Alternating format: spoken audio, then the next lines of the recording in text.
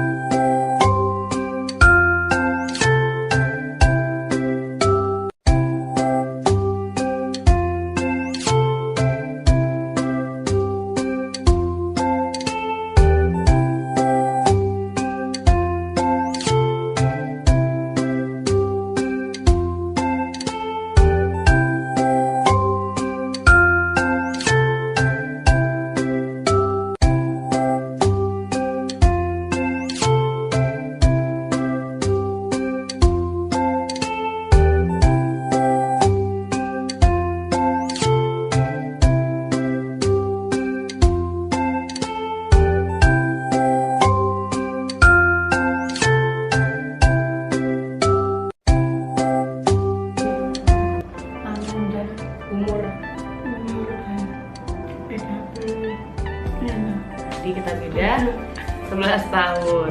Betul. Assalamualaikum warahmatullahi wabarakatuh. Halo semuanya, saya Mila Zulfia Muarni. Di sini saya akan menjelaskan tentang gangguan pada sistem indera.